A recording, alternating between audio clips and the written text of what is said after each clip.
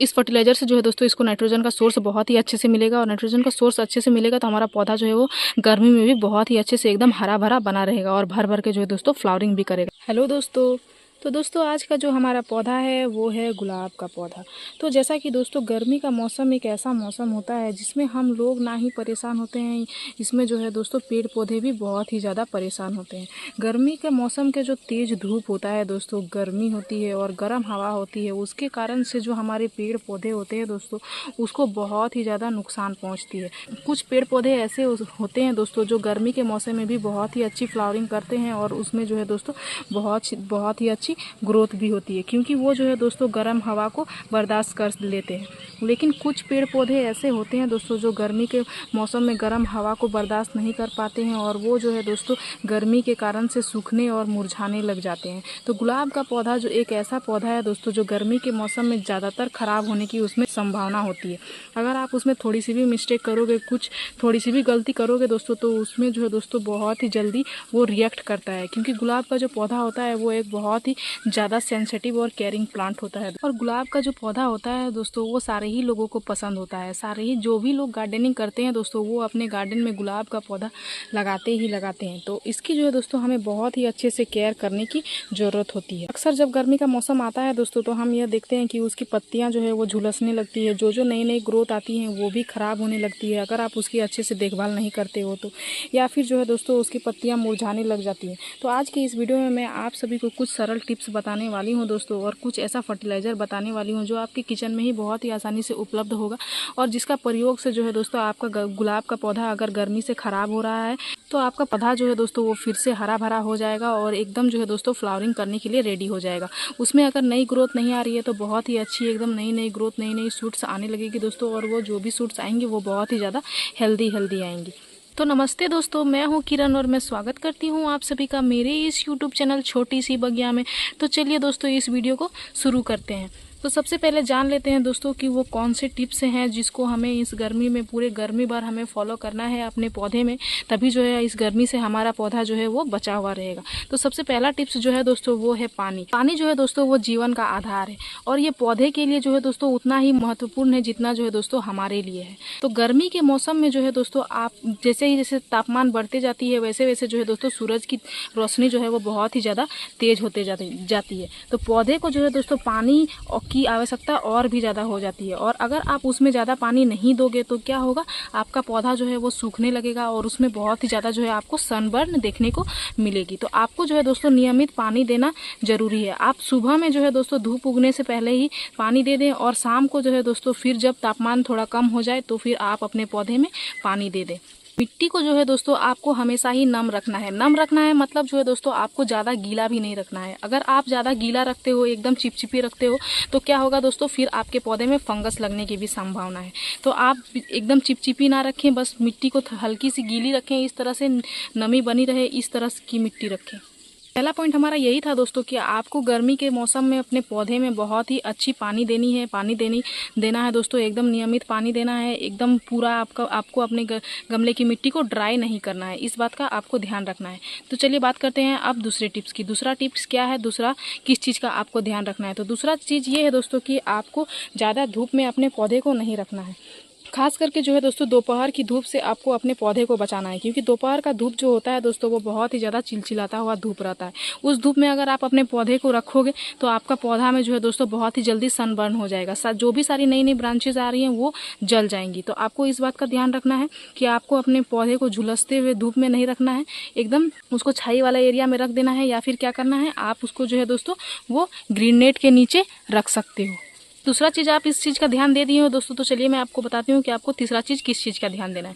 तो तीसरा चीज़, अगर आपके यहाँ पे ग्रीन नेट आप नहीं लगाए हो दोस्तों और छाईदार जगह आपके पास नहीं है तो आप क्या कर सकते हो, आप अपने मिट्टी में मिल्चिंग का काम कर सकते हो। जो सूखी हुई पत्तियाँ होती है दोस्तों उसको आपको क्या करना है, अपने पौधे की जो भी गमले में इस तरह से जितनी भी जगह जो दिख रही है मिट्टी, उसको क्या करना है, पत्ते से मिल्चिंग कर देना है। उससे क्या होगा दोस्तों, डायरेक्ट सनलाइट आपके पौधे में नहीं पहुँचेगा, तो उसमें जो है दोस्तों नमी बनी रहेगी, और नमी बनी रहेगी तो क्या होगा, आपका पौधा जल्दी से डिहाइड्रेट नहीं होगा। तो इसलिए आपको ये काम करना है।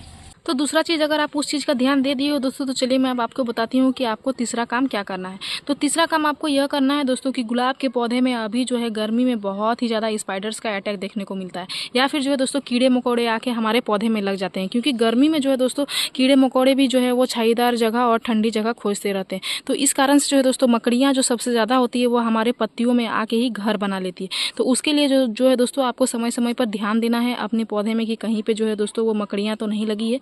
अगर मकड़ियाँ लगी हैं तो आप क्या कर सकते हो, उसको आप हाथ से हटा सकते हो, या उसके बाद जो है दोस्तों आपको क्या करना है, आपको नीम ऑयल का स्प्रे करना है। सप्ते भर में जो है दोस्तों एक बार आप उसमें स्प्रे करते रहें। अगर आप उसका स्प्रे करते रहोगे तो क्या होगा कि उसमें जो है दोस्तों उसके जो एसिड होती हैं वो पत्तियाँ में रहेगी, तो किसी भी तरह की कीड़े मकोड़े या मकड़ियाँ आके नहीं लगेगी।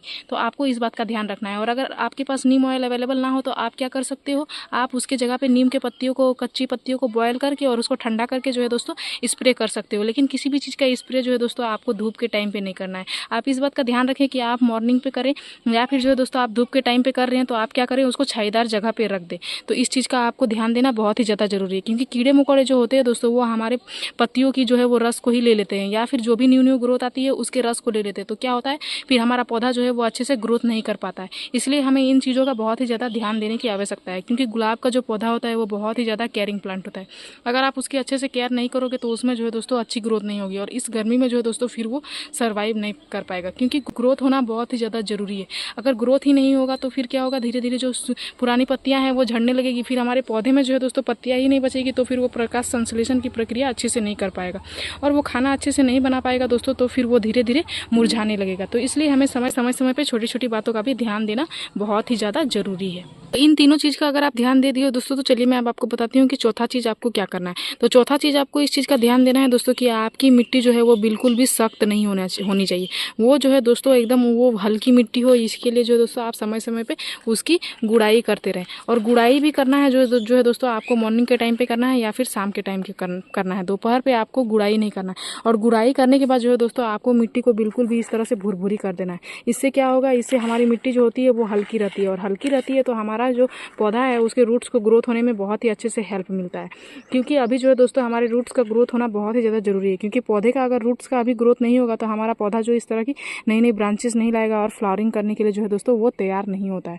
तो इसलिए अभी हमें ज़्यादा से ज़्यादा जो है दोस्तों उसके रूट्स पे ही ध्यान देना है। अगर आप उसके रूट्स पे ध्यान दोगे और उसमें जो दोस्तों आप अच्छी न्यूट्रिशन दोगे तो आपका पौधा सर्दी हो, गर्मी हो या फिर ठंडी हो, सारे ही मौसम में बहुत ही अच्छे से ग्रोथ भी करता है और बहुत ही अच्छी खासी जो है दोस्तों वो फ्लावरिंग भी करता है। तो ये जो चारों चीज़ हमने बताया दोस्तों, इन्हीं चारों चीज़ का आपको ध्यान रखना है पूरे गर्मी भर, तभी जो है आपका पौधा बहुत ही अच्छे से ग्रोथ करेगा और इस तरह से जो है दोस्तों वो नई नई बेसल सूट्स भी लाएगा। तो उसके बाद जो है दोस्तों चलिए मैं आपको बताती हूँ कि आपको क्या काम करना है। तो अब आपको जो करना है दोस्तों वो आपको देना है न्यूट्रिशन। क्योंकि किसी भी पौधे के लिए जो है दोस्तों न्यूट्रिशन देना बहुत ही ज़्यादा जरूरी है। क्योंकि पौधे को हमने जो है दोस्तों वो गमले में लगाया हुआ है और इसको न्यूट्रिशन का और कोई भी सोर्स नहीं मिलता है। तो समय समय पर हमें इसको न्यूट्रिशन देने की बहुत ही ज़्यादा आवश्यकता है। अगर हम लोग न्यूट्रिशन नहीं देंगे तो हमारा पौधा को फिर न्यूट्रिशन का सोर्स कहीं से भी नहीं मिलेगा, और न्यूट्रिशन का सोर्स कहीं से नहीं मिलेगा दोस्तों तो क्या होगा, फिर हमारा पौधा अच्छे से ग्रोथ नहीं कर पाएगा। इसलिए हमें समय समय पे इसको जो है दोस्तों इसके खाना पे बहुत ही ज़्यादा ध्यान देना है। तो आज जो है दोस्तों मैं आप सभी के साथ बिल्कुल ही ऑर्गेनिक खाद शेयर करने वाली हूँ, जो आपके किचन में ही बहुत ही आसानी से उपलब्ध हो जाएगा और वो जो है दोस्तों आपके पौधे को ग्रोथ करने में भी बहुत ही अच्छे से हेल्प करेगा और जो है दोस्तों उसको फ्लावरिंग के लिए भी बहुत ही अच्छे से हेल्प करेगा। तो सबसे पहले चलिए मैं बता देती हूँ कि सबसे पहला खाद आपको क्या देना है। तो सबसे पहला खाद आपको अपने पौधे में जो देना है दोस्तों वो है गोबर की खाद। यहाँ मैंने अपने पौधे में जो है दोस्तों 4-5 दिन पहले ही गोबर की खाद दिया हुआ है। तो गोबर की खाद दे के मैं आप सभी को नहीं बताती हूँ, मैं बता देती हूँ आप सभी को कि कितनी क्वांटिटी में आपको देना है। तो जैसा कि जो मेरा गमला है वो 8 इंच का गमला है, तो मैंने जो है दोस्तों 1 से 1.5 मुट्ठी अपने मुट्ठी पौधे में दिया हुआ है। अगर आपका गमला बड़ा है तो आप 2 से 2.5 मुट्ठी दे सकते हो, या फिर आपका पौधा अगर 8 से 10 इंच का है तो आप उसमें 1 से 1.5 मुट्ठी दे सकते हो। इतना जो है दोस्तों पौधे के लिए काफ़ी है। और गोबर का खाद जो होता है दोस्तों वो NPK का बहुत ही अच्छा सोर्स होता है, मतलब नाइट्रोजन, पोटेशियम और फास्फोरस का बहुत ही अच्छा सोर्स होता है। और कोई भी पौधे को फ्लावरिंग करने के लिए और ग्रोथ करने के लिए जो है दोस्तों NPK का सोर्स मिलना बहुत ही ज़्यादा जरूरी है। उसको NPK का सोर्स अगर अच्छे से मिलेगा तो वो बहुत ही अच्छे से ग्रोथ भी करता है और बहुत ही अच्छे से फ्लावरिंग भी करता है। और गोबर का खाद जो है दोस्तों ये एक बहुत ही नेचुरल फर्टिलाइजर है, जो सारे ही पौधे के लिए, चाहे फ्लावरिंग प्लांट हो या फिर शो प्लांट हो या फिर जो है दोस्तों कोई भी फल के प्लांट हो, सारे ही प्लांट के लिए ये जो दोस्तों बहुत ही अच्छा काम करता है। अभी गर्मी में आप सबसे फर्स्ट प्रेफरेंस इसी को रखें कि आप गोबर का खाद का इस्तेमाल करें, उसके बाद आप दूसरी कोई खाद का इस्तेमाल करें। तो अब आपको दूसरा जो चीज़ देना है दोस्तों, वो चलिए मैं आप सभी को बताती हूँ। तो दूसरा चीज़ जो हम देंगे दोस्तों, उसके लिए हमें किस चीज़ की ज़रूरत पड़ने वाली है, उसके लिए हमें पड़ने वाली है पानी की। क्योंकि अभी जो है दोस्तों गर्मी में हम ज़्यादा से ज़्यादा यही प्रयास करेंगे कि अपने पौधे में जो है वो हम लिक्विड फर्टिलाइज़र दें। क्योंकि लिक्विड फर्टिलाइज़र जो होता है दोस्तों, वो हमारे पौधे की रूट्स को जल्दी मिलता है। तो इसलिए हम ज़्यादा से ज़्यादा कोशिश करेंगे कि लिक्विड फर्टिलाइज़र का ही इस्तेमाल करें, कोई भी सॉलिड फॉर्म में किसी भी फर्टिलाइज़र को ना दें। क्योंकि सॉलिड फॉर्म में देंगे तो फिर उसको क्या होगा, उसको जो न्यूट्रिशन है वो देरी से मिलेगा, और देरी से मिलेगा जो है दोस्तों, तो फिर वो बहुत ही धीरे धीरे ग्रोथ करता है। तो इसलिए अगर आप ज़्यादा से ज़्यादा कोशिश करें कि आप लिक्विड फर्टिलाइज़र का ही इस्तेमाल करें। तो उसके लिए जो दोस्तों हमने लिया हुआ है, यहाँ देख सकते हैं 1 लीटर पानी। तो 1 लीटर पानी में हम लोग जो दूसरा चीज़ ऐड करने वाले हैं दोस्तों, वो आप देख सकते हैं, वो है ये कॉफ़ी पाउडर। और कॉफ़ी पाउडर जो होता है दोस्तों, ये नाइट्रोजन का बहुत ही अच्छा सोर्स होता है, और पौधे को ग्रोथ करने में और हरा भरा बनाए रखने में नाइट्रोजन का सोर्स मिलना बहुत ही ज़्यादा ज़रूरी होता है। इसलिए जो है दोस्तों आज हमने यहाँ पे कॉफ़ी पाउडर का इस्तेमाल किया हुआ है। तो 1 चम्मच आपको 1 लीटर पानी में दे देना है। अगर आप ज़्यादा क्वान्टिटी में बना रहे हो तो आप जो है दोस्तों ज़्यादा क्वान्टिटी में पानी लेना, और ज़्यादा क्वान्टिटी में फिर कॉफ़ी पाउडर दे सकते हो। और कॉफ़ी पाउडर के इस्तेमाल से क्या होता है दोस्तों, हमारे गमले की मिट्टी जो है वो एसिडिक बनी रहती है, क्योंकि इसमें जो है दोस्तों टैनिक एसिड पाया जाता है, और हमारे गमले की मिट्टी को जो है दोस्तों ये एसिडिक बनाए रखने में बहुत ही अच्छे से हेल्प करता है।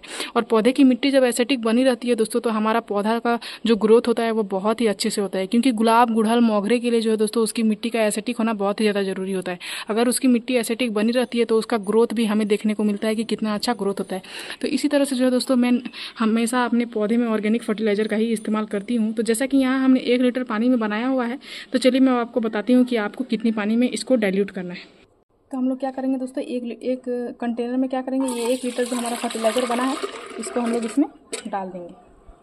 और डालने के बाद जो है दोस्तों आपको 1-1 के अनुपात में पानी का डाइल्यूट कर लेना है। मतलब यहाँ हमारा 1 लीटर पानी है, तो यहाँ मैं क्या करूँगी, 1 लीटर पानी का डाइल्यूट कर लूँगी। अगर आप 5 लीटर पानी में बनाते हो तो फिर आप जो है दोस्तों 5 लीटर पानी डाइल्यूट करना। इस तरह से पानी का डाइल्यूट करना बहुत ही ज़्यादा ज़रूरी है। इस तरह से जो है दोस्तों मैं और 1 लीटर पानी इसमें डाइल्यूट कर लूँगी। उसके बाद ये जो हमारा फर्टिलाइज़र है दोस्तों, ये बहुत ही अच्छे से बन के तैयार हो चुका है। तो अब आपको कितनी क्वांटिटी में अपने पौधे में देना है, चलिए मैं आप सभी को बताती हूँ। लेकिन आपको इस बात का ध्यान देना है कि आप धूप में इसका इस्तेमाल ना करें, और अगर आप धूप के समय भी इसका इस्तेमाल कर रहे हो तो आप उसको छाईदार जगह में रख दें।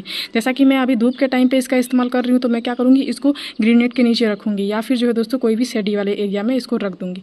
इस तरह से जो है दोस्तों इसका इस्तेमाल आपको 15-15 दिन में करना है, और उतना करना है दोस्तों जितना जो है आपका गमले का मिट्टी सोख ले। तो मैं यहाँ पे 2 से 2.5 गिलास करके अपने सारे ही गमले में दूंगी। तो आपको समझ जाना चाहिए कि अगर 8 से 10 इंच का गमला है दोस्तों, तो आपको 2 से 2.5 गिलास करके दे देना है। इससे जो क्या होगा दोस्तों, इसके गमले की मिट्टी भी बहुत ही अच्छे से सोख लेगी, और फिर क्या होगा, ड्रेनेज से बाहर भी नहीं निकलेगा, तो हमारा फर्टिलाइजर जो है वो वेस्ट भी नहीं होगा। इसी तरह से जो है दोस्तों आपको सारे ही पौधे में दे देना है, और इसका इस्तेमाल आप 15-15 दिन में एक बार कर सकते हो। इस फर्टिलाइजर से जो है दोस्तों इसको नाइट्रोजन का सोर्स बहुत ही अच्छे से मिलेगा, और नाइट्रोजन का सोर्स अच्छे से मिलेगा तो हमारा पौधा जो है वो गर्मी में भी बहुत ही अच्छे से एकदम हरा भरा बना रहेगा, और भर भर के जो है दोस्तों फ्लावरिंग भी करेगा, और उसमें जितनी भी सारी ग्रोथ आएंगी वो बहुत ही ज़्यादा हेल्दी आएंगी। तो समय समय पे आपको भी जो है दोस्तों इस तरह से ऑर्गेनिक फर्टिलाइजर का ही इस्तेमाल करना है। मैं अपने सारे ही पौधे में ऑर्गेनिक फर्टिलाइजर का ही इस्तेमाल करती हूँ दोस्तों, और आप मेरे पौधे में आप ग्रोथ देख सकते हैं, सारे ही पौधे में बहुत ही अच्छी ग्रोथ हो रही है, और जितनी भी सारी जो ब्रांचेज आ रही है वो बहुत ही ज़्यादा हेल्दी आ रही हैं। देख सकते हैं यहाँ से जो है दोस्तों एक बेसल सूट्स भी आया हुआ है, आप देख सकते हैं। तो मेरी इस वीडियो में दी गई जानकारी अगर आपको अच्छी लगी दोस्तों, तो मेरे इस वीडियो को लाइक कर दीजिएगा। अगर आप इस वीडियो के माध्यम से मेरे चैनल पर नए आए हैं तो मेरे चैनल को सब्सक्राइब कर लीजिएगा। इस वीडियो को पूरा देखने के लिए आपका धन्यवाद। मिलते हैं अगले वीडियो में। नमस्कार।